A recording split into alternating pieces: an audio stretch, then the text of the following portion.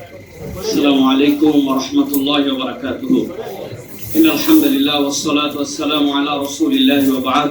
فقد قال الله سبحانه وتعالى في كلام المجيد وفي الفرقان الحميد: أعوذ بالله من الشيطان الرجيم وإن حكمت فاحكم بينهم بالقسط إن الله يحب المقسطين.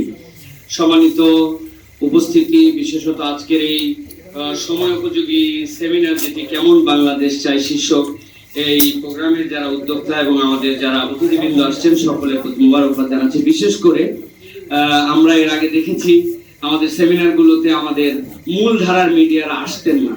মূলধারার মিডিয়াদেরকে কিসে আটকায় রেখেছিল, আজকে মূলধারার মিডিয়াদের আশা দেখে আমরা সেটা অনুভব করতে পারছি, এই জন্য তাদের প্রতি কৃতজ্ঞতা জানাচ্ছি। আর পুরাতন বন্ধু যারা আমাদের, তাদের প্রতি তো কৃতজ্ঞতা অনবরত থাকবে যে তাদের কল্যাণে আমাদের ভয়েস গুলো লাস্ট 15 বছর পর্যন্ত অনবরত ভাবে চলেছে। সব কিছু বন্ধ থাকলেও ইউটিউব এবং ফেসবুক সহ অন্যান্য মিডিয়ার মাধ্যমে মসজিদের মিম্বারের যে প্রতিধ্বনি আমরা 15 বছর ধরে রেখেছিলাম, সেইটা কিন্তু আলহামদুলিল্লাহ একটা চূড়ান্ত বাস্তবতায় রূপ নিয়েছিল। আমি একদম সুনির্দিষ্ট ভাবে আজকের যে প্রস্তাবনা তার উপরে কিছু কথা বলতে চাই। প্রথম কথা বলতে চাই যে দার্শনিক কনফুসিয়াস একটা কথা বলেছিলেন যে তুমি যদি কোনো পাহাড়কে সরিয়ে ফেলার স্বপ্ন দেখো, তাহলে তুমি প্রথমে নুড়ি সরানোর সংকল্প করো, কেননা নুড়ি সরানোর মাধ্যমে তোমার পাহাড়কে তুমি সরানোর স্বপ্ন দেখতে পারো। এই কথাগুলোকে আমরা বলতে চাই যে প্রথমে কেমন বাংলাদেশ দেখতে চাই? আমি দেখতে চাই যে আমাদের নিজেদের মধ্যে একটা পরিবর্তনের বাংলাদেশ দেখতে চাই। আমরা আমাদের দায়িত্ব আর কারো উপরে চাপায় দিতে চাই না, অমুকে আমার জন্য এটা করে দিবে, তুমুকে আমার জন্য করে দিবে, এইটা নয়, বরং আমরা চাই এখন থেকে আমাদের নিজেদের পরিবর্তন দরকার, যে পরিবর্তনের মাধ্যমে আমরা প্রত্যেকে শপথ নিতে পারবো যে আমি আসলেও একটা পরিবর্তন চাই। আমি নিজে বলি রাস্তাঘাট পরিষ্কার থাক, আমি পানের চিপ সব জায়গায় ফেলি, আমি আমার টিস্যু পেপারটা যেখানে সেখানে ফেলে দেয়, আর বলি আমি পরিষ্কার পরিচ্ছন্ন বাংলাদেশ চাই। এটা আমাদের দরকার নেই। এবং আম্বিয়ায়ে কেরামের পদক্ষেপ দ্বারাও বোঝা যায় তারা সর্বপ্রথম তাজকিয়া নফস করেছেন।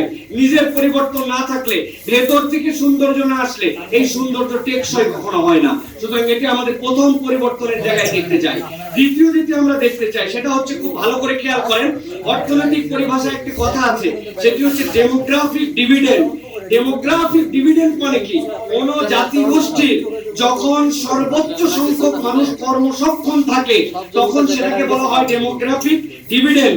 এখন বাংলাদেশে আলহামদুলিল্লাহ এই মুহূর্তে সবচেয়ে বেশি কর্মক্ষম মানুষ, তরুণ সমাজ এখন আমাদের সবচেয়ে বেশি। সুতরাং পরিবর্তনের পাথর এখন আমরা নিতে পারি, যেটার মাধ্যমে আমরা সামনের দিকে ইনশাআল্লাহ পরিবর্তন করার জন্য চেষ্টা করতে পারি।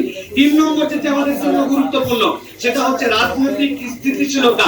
ভালো করে জানতে হবে যে আমাদের দেশ চালায় কিন্তু রাজনীতিবিদরা। আমরা মনে করি ডিসিএসপি অনেকে দেশ চালায়, কিন্তু এই জায়গায় যদি টেকসই এবং সঠিক পরিবর্তন না হয়, সেই আগের পচা মানুষের রাজনীতি যদি থাকে, তাহলে আমাদের জন্য কোনো পরিবর্তন হবে না। এই জন্য একটি কথা আমাদের মনে রাখতে হবে, আমাদের নেতার পরিবর্তন দরকার নাই, নেতা অটোমেটিক আল্লাহ তৈরি করবেন, কিন্তু নীতির পরিবর্তন আমাদের দরকার। এরপরে আমি সুনির্দিষ্টভাবে আপনাদের কাছে 5টি বিষয় বলবো যে কেমন বাংলাদেশ চাই। এক্ষেত্রে 5টি বিষয় 5 মিনিটের মধ্যে শেষ করার জন্য চেষ্টা করব। 1 নম্বর, আইনের শাসন চাই। আইনের শাসনের অন্যতম একটা দিক হচ্ছে দায়িত্বশীলকে নাগালের মধ্যে পাওয়া। প্রধানমন্ত্রী, রাষ্ট্রপতি তারা এমন এক কবজার মধ্যে থাকবেন, কোনদিন তাদেরকে দেখবে না। জীবনে বাজার করার জন্য আসে নাই, জীবনে বাংলাদেশের হাসপাতালে ট্রিটমেন্ট নেওয়ার জন্য আসে নাই। তার বাজার কে করে? বাজার অন্যদের হুঁশ নাই তার। এই জন্য যারা দায়িত্বশীলতার জায়গায় থাকবেন, সপ্তাহে 2 দিন তাদেরকে বাজারে আসতে হবে, আইন করতে হবে। ডাক্তার প্রেসক্রিপশন করে রেফার করার আগ পর্যন্ত বিদেশে কোনো ট্রিটমেন্ট চলবে না, স্থানীয় হাসপাতালে তার ট্রিটমেন্ট নিতে হবে। এটা যদি আমরা করি, এই মানুষগুলো তখন দায়বদ্ধতার জায়গায় আসবেন। সুতরাং আমরা এটা বলবো, আইনের শাসনের এটা অন্যতম দিক। সাথে সাথে বলবো, পুলিশের আপনারা ভাইরা, আপনাদের এই পোশাকের প্রতি এমন পরিমাণ বাংলাদেশের মানুষের ঘৃণা জন্মেছে, যারা বর্তমান দায়িত্বে আছেন অন্তত পুলিশের পোশাকের কালারটা পরিবর্তন করেন। এই কালার আমরা দেখতে সহ্য করতে পারি না। 2 নম্বরে, কালার পরিবর্তন করলে হবে না, কেবল পুলিশের ভিতর থেকে আমাদেরকে পরিবর্তন করতে হবে। এই জন্য এটা হচ্ছে দ্বিতীয় বিষয় আমাদের জন্য। 3 নম্বর বিষয় যেটা বলবো সেটি হচ্ছে দুর্নীতি দমন। দুর্নীতি দমনের ক্ষেত্রে জবাবদিহিতা না থাকলে কখনো দুর্নীতি দমন হয় না। যেই দুর্নীতি দমন কমিশন আমরা দেখেছি, দুর্নীতি দমন কমিশন সবচেয়ে বড় দুর্নীতিবাজ যারে মন চাইছে তারে তারা ফাঁসাইছে দুর্নীতিতে। সুতরাং এইরকম সরষের ভিতরে ভূত, এই সরষে দিয়ে ভূত তাড়ানো যাবে না, ঠিক কিনা? এই জন্য আমরা বলবো দুর্নীতি দমন করতে চাইলে জবাবদিহিতামূলক আমাদের জন্য একটা সংস্কৃতি দরকার। এরপরে তৃতীয় যে বিষয়ের কথা বলবো সেটা হচ্ছে নৈতিক শিক্ষার পরিবর্তন। শিক্ষা ব্যবস্থাতে যেভাবে রন্ধ্রে রন্ধ্রে, আমরা এর আগেও সেমিনার করেছি, সেই শিক্ষা ব্যবস্থা রন্ধ্রে রন্ধ্রে যে পচন ঢুকানো হয়েছে, এটার থেকে বের না হলে জাতি কখনো পরিবর্তিত হতে পারে না। এক্ষেত্রে আমার ক্ষুদ্র একটি পরামর্শ আছে, সেটি হচ্ছে ধর্মীয় অনুশাসন মেনে আমাদের নৈতিক শিক্ষা আমাদেরকে দিতে হবে। কোন ধর্মের উপরে কোন ধর্মের শিক্ষা ছাপায় দেওয়া যাবে না। বলবেন বিষয়টি কি রকম? আমি যদি ছোট্ট একটু ব্যাখ্যা করি। ইসলামের অনুশাসনে একজন মেয়ের জন্য হিজাব, একজন মেয়ের জন্য পর্দা পর্দার বিধান আছে, কিন্তু হিন্দু ধর্মে কিন্তু এই বিধানটা নাই। সুতরাং আমি যদি ইনজেনারেলি এটা চাপাই দেই তাহলে অন্যায় হবে। এই জন্য ধর্মীয় অনুশাসন মেনে আমাদেরকে সেই শিক্ষা কার্যক্রমে আগাতে হবে। ইসলাম কখনো সমকামিতাকে সমর্থন করে না, এলজিবিটিকিউ কে সমর্থন করে না। আপনি মুসলমানের অধিকাংশের দেশে এই শিক্ষা ব্যবস্থা চালু রাখবেন, আবার মনে করবেন সমাজ পরিবর্তন হবে, রাষ্ট্র উন্নত হবে, এটা কখনো সম্ভব নয় এবং বাংলার জনগণ এটা মেনেও নিবে না। এটা অগ্রিম আমরা বলে রাখলাম।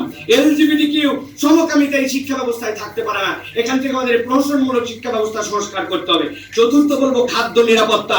এখানে বুকে হাত দিয়ে বলেন, এই দেশে এক গ্লাস পানি আমরা একদম নিশ্চিন্তে খেয়েছি এরকম আমরা কেউ বলতে পারবো না। আমাদের ভয় লাগে, রাস্তাঘাট সব জায়গাতে খাবারের বিল, দুর্নীতি। সুতরাং আমি আমার বাংলাদেশকে দেখতে চাই যে আমার খাদ্যে আমার কোনো বিষ থাকবে না, আমার খাদ্যে কোনো মরণ কিছু যুক্ত হবে না। এক্ষেত্রে আমাদের জন্য খুবই গুরুত্বপূর্ণ ভাবে উদ্যোগ নিতে হবে।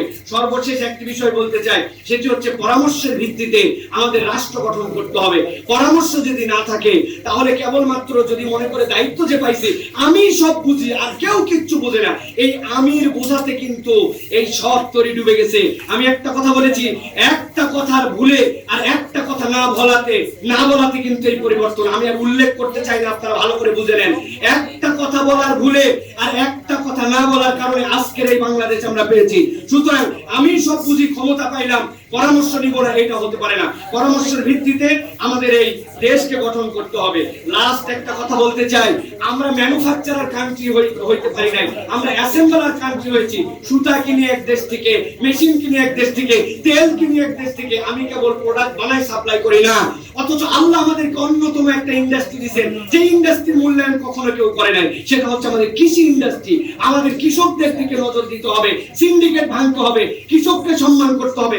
আল্লাহ প্রদত্ত এমন এক দেশ যেখানে একটা বীজ ফেলতে দেরি, সেখানে গাছ উঠতে দেরি হয় না। সুতরাং এটাতে আমাদের নজর দিতে হবে। 30 সেকেন্ড বলতে চাই, আল্লাহর দেওয়া সফলতার একটা সূত্র আল্লাহ সূরা মায়েদার মধ্যে বর্ণনা করেছেন। সেই সূত্র হচ্ছে, তোমরা যদি সফল হতে চাও, আল্লাহ বলেছেন ইয়া আইয়ুহাল্লাযীনা আমানু ইন্নামাল খামরু ওয়াল মাইসিরু ওয়াল আনসাব ওয়াল আজলাম রিজজুম মিন আমালিশ শাইতান। যেই দেশের মধ্যে মদ মাদকতা থাকবে ওই দেশ কখনো উন্নত হতে পারে না। আমার তরুণ সমাজকে হেফাজত করার জন্য পাড়া মহল্লা থেকে আইন করে সকল মদের বার, মাদকতা, চোরাচালান, সিন্ডিকেট চিরতরে বন্ধ করতে হবে। আল্লাহ রাব্বুল আলামিন আমাদেরকে সুনির্দিষ্ট প্রস্তাবনার আলোকে আমাদের দায়িত্বশীলদেরকে পরামর্শ গ্রহণ করে এক ইনসাফ আদর ভিত্তিক রাষ্ট্র কায়েম করার তৌফিক দান করেন। ওয়া মা তৌফিক ইল্লা বিল্লাহ। আসসালামু আলাইকুম ওয়া রাহমাতুল্লাহি ওয়া বারাকাতুহু।